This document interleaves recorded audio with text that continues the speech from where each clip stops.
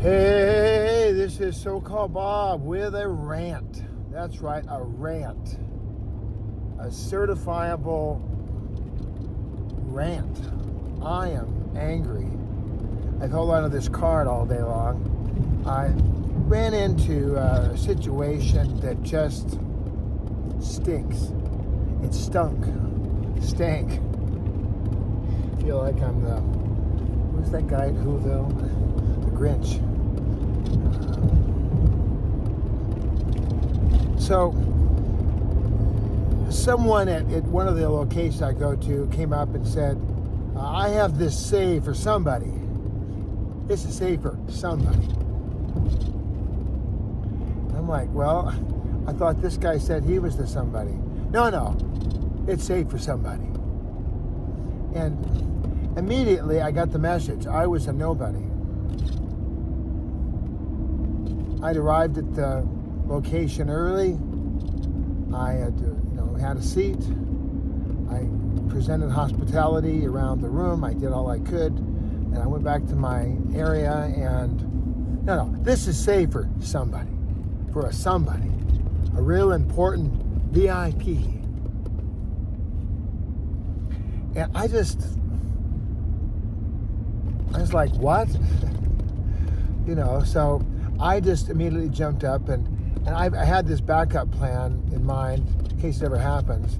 I just sat on the floor. I just thought, you know what, crisscross applesauce. I'm going to sit on the floor. I'm just not going to. This is really, really something, that somebody would do that. And then I wrote down my notes. I thought, well, you're a nobody. If you say it's saved for a somebody, then you're a nobody. I don't ever understand that. If someone gets there early, they get the seat, they're sitting down, they're all then you kick them out. I had the mistake one time I did that. One time I didn't save the seat the right way. And I came back later and someone was there, and so I asked them, I said, hey, I'm real sorry, somebody must have moved my stuff. I normally sit right here. And this person was livid. They just got up and they left. They left the meeting. They just said, we're out of here. I was horrified. I was so horrified. 99% of the time, people respond the way I responded. Oh, okay, all right, Now, I responded that way. I didn't respond in a bad way. I didn't say a word to the person who is talking to me like this. They are just clueless, apparently, which is okay, because I also wrote in my book. I watched around the room. I was watching other things, and I said to myself, we need to be aware of the needs of others. Pay attention, eyes, ears, smells, hands. Be aware, because I saw a African-American man and his two kids, and they were trying to sit down. And they kind of got shoved back, and then stuck into a little cubby hole, and there was an older person who just sat there. The person seemed oblivious. I mean, totally oblivious to the need of the person next to them. They just sat like this. And I thought, they have no clue that this man and his two daughters, a black man, by the way, which it doesn't give black people any special privileges, but I kind of think it does in a way. The history of the African-American people, the black people, the colored people, of human beings who came from Africa at one point in history.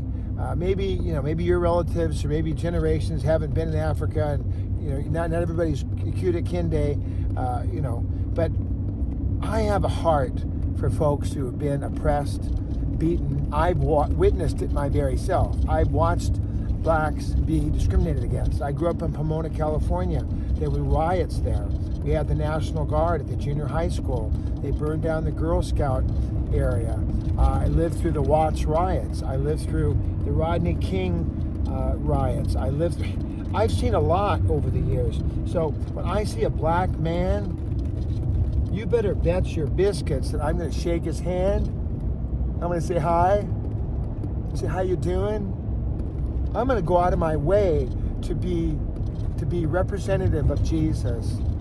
And one of my things I wrote in this card was, I have the Holy Spirit in me. I always refer to David Spade in the lobby thing. You are, have a seat, go away, get out of here. It just fires me up. I told you this is Iran. It fires me up. I'm so livid that anybody would be treated like that. If someone is in the line, if someone is seated, if someone is present, what right is it for some yahoo to come in after the fact and take the spot? Well, you need to move because we have a what? And I was very careful. I watched. That person really didn't participate in the meeting very much, and they left early.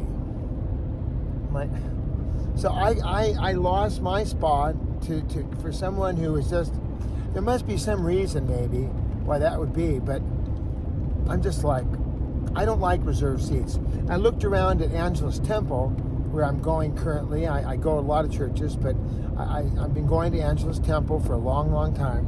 And I noticed in the front row now,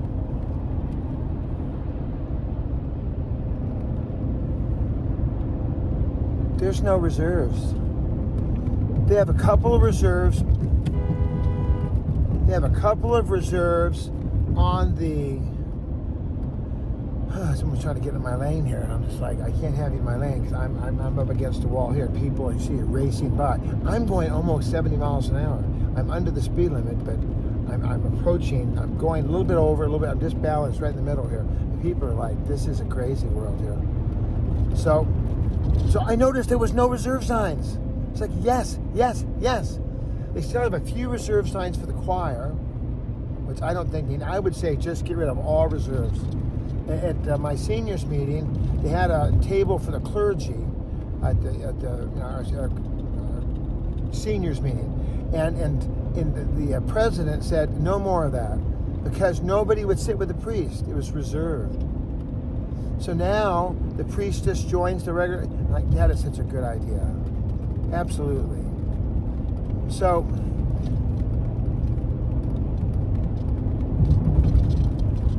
crushing people to honor other people. My thought was this: if they knew that Jesus Christ, the Lord, the God of heaven, that He was in the room, do you think they would kick Jesus out of a chair? You gotta go, Jesus, because we got a somebody, and you ain't nobody. So hit the road, Jack. Don't you come back no more, no more, no more. I love Ray Charles' song. That's my favorite song ever. Because people just are so dismissive and so mean to each other. Why would you do that? And then that older person just sitting there, just staring into the depths. No awareness, none. That person didn't mean any harm, but they were clueless, totally clueless about what was going on. And maybe it's the ADHD. Maybe that's part of the gift of ADHD is I see everything. I know a lot. I don't know everything, but I know a lot. I notice if a pin drops. I notice if it's hot or cold. I notice if the pastor has a cut finger. I notice if they need water. I notice if, I'm aware. I'm always looking for other people to try to be a blessing, to give them what they need, to get them a tissue, and I really, what also upsets me, what are you doing, Bob? I didn't call up to have you rant. Well, guess what? You can just scroll on, brother, scroll on. But the other thing that really makes me upset is that if you get the boot from someone, but they don't have any reason. They just like to give the boot. What's the boot, Bob? Well, you just don't come back here no more. They give the Ray Charles exit speech, but there's no reason. Or the reason is just what? Really? I never knew that was an issue, and now you're doing things all together. you're giving the old 1-2. The old 1-2 should be the 1, space and time, and then 2. You give the talk. The person has the opportunity to adjust. Either they adjust or they don't. If they don't adjust, then you know what? You didn't follow the policy and you got to go. All right. I don't think that's a good idea, but I think we should work with people. But the times where they go, well, you didn't sit on the bench with your left leg over your right leg drinking the Kool-Aid. So, and we told you had to have your left leg over your right leg and you have to be drinking Kool-Aid. And you didn't do it. We've told you now a bunch of times. But you refuse. Yeah, I refuse. I don't want to do that. Well, then that's it. Then you're just out, you know. But if they tell you you didn't put your left leg over your right leg, you didn't drink the Kool-Aid, and you're out. What? What did you just say? I had to put my left leg over my right leg.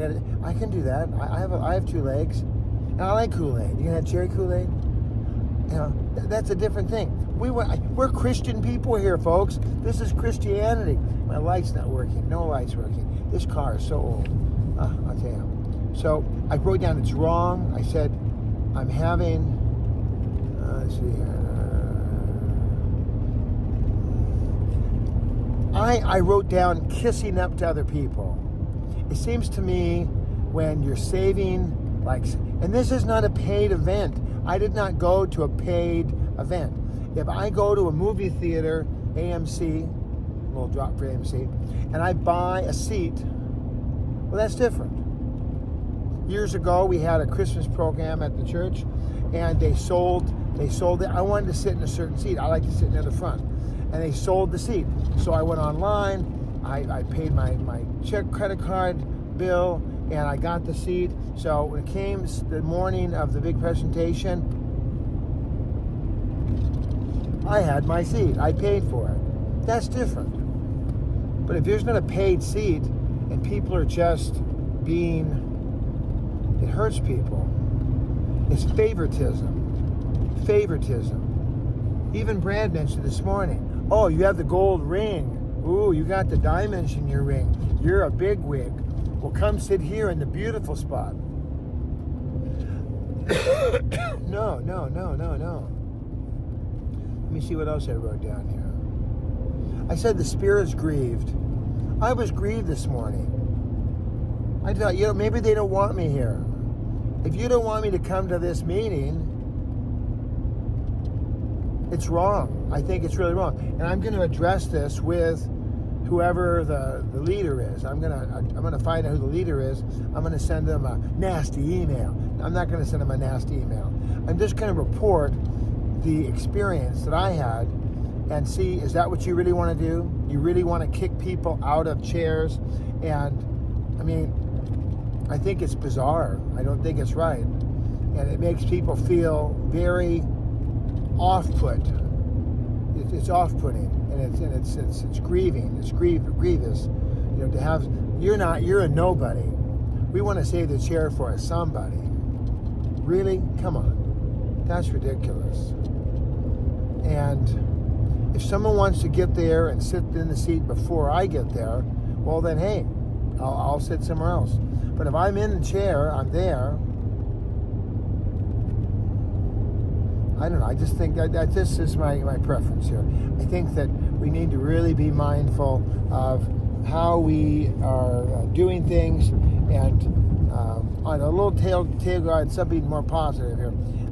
I just heard this gal say that if you want to be a great hospitality person, walk through the venue.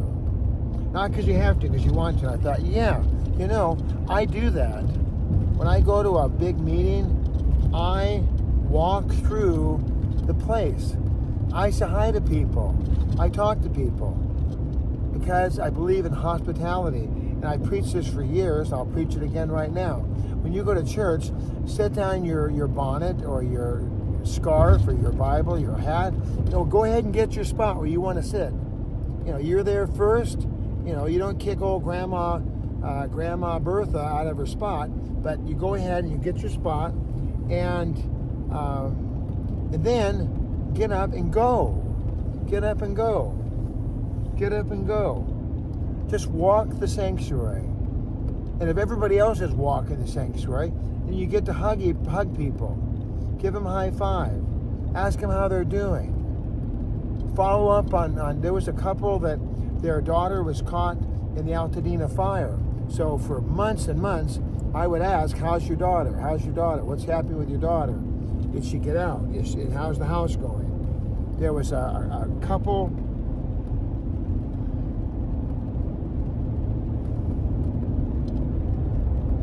trying to place where they were. Trying to place exactly where they were. I know where it is. It's at UCLA in section 108 about seats in row M. And these folks lost their whole house in the fire that happened in Altadena. And so I always check in on them. My friends David and Sally, they're up right above the glass. I always check in with them. I show great hospitality because being an usher at UCLA is a great thing. It's a wonderful thing. But I can check tickets. It takes like no time at all. And most of these people that come all the time, they sit in the same chairs all the time. So I know it's their seat. And if somebody's not supposed to be there, I can spot them just from, I know the people, you know. So they said, walk through them. Also, train people on how to be great customer service. Be on the floor. Be walking. Be present. Notice all the details. Notice the details. And then keep learning. Keep learning. I love that whole talk that I love that whole talk because that's one of the things that I've taught for years and years and years. Never be a know-it-all. I know. Have that humble spirit that's willing to learn and grow and be taught. And be kind to people. Be kind. I guess the heart of this message is that I want us to be kind. I want us to be kind. Be generous. Be soft. Be thoughtful. And not be cold, heartless, ignorant, unaware. Is that too much to ask? I just can't understand why people cannot be more aware. And that this awareness, it goes into the driving, when you're driving your car. When you're making a right-hand turn, where's your car? You ought to be scraping the paint off the side of the curb because you're so tight to the right. So that you're out of the way, no problem. If you're making a left-hand turn, get over to the left. Get over there. Get over. Don't make a left-hand turn from the gutter. No, get out of the way. Because most intersections, there's room for 2 rows of cars. If you're like, and you're just in the middle, nobody can make a right. We have to wait there for you to make a left. It's like, what are you doing? What kind of, that doesn't show any courtesy, any respect, any awareness. It shows zero care. And as a Christian person, as a Jesus follower, as a godly man or woman, we have the opportunity to bless people. And if you're making that left-hand turn and the light turns green, then pull up to the middle or past the middle of the intersection. Get all the way up. If there's nobody else coming this way, pull up to almost go the wrong way in the street. Just get over there. And then, as soon as the light goes, then you go bing, bing, bing, bing, bing, bing, bing. Everybody can make the turn. Those people that sit back behind the white line, they're making a left-hand turn, but they don't move. They just sit behind that white line. I've had people do this as a road rage incident. A guy sat there, wouldn't let me move forward. He was in the regular lane. He wouldn't let me move forward. And then as soon as the light turned yellow, he jetted it, took off. And he knew that I couldn't get through the intersection. That was his way of giving me, the proverbial, he was really mean. It's almost like that with the left-hand turns. If you do not allow folks to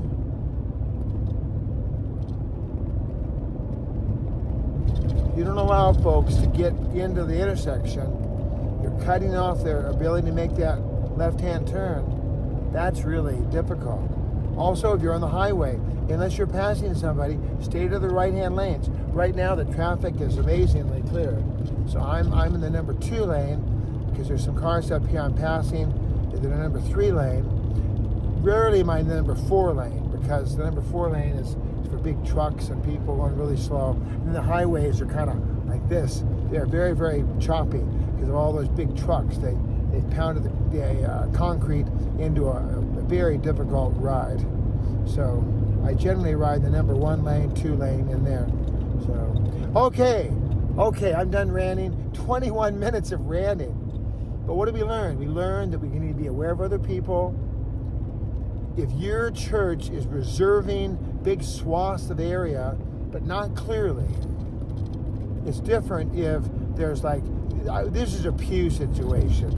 And in the pew, it was like one little reserve sign at the aisle. It wasn't communicated very well.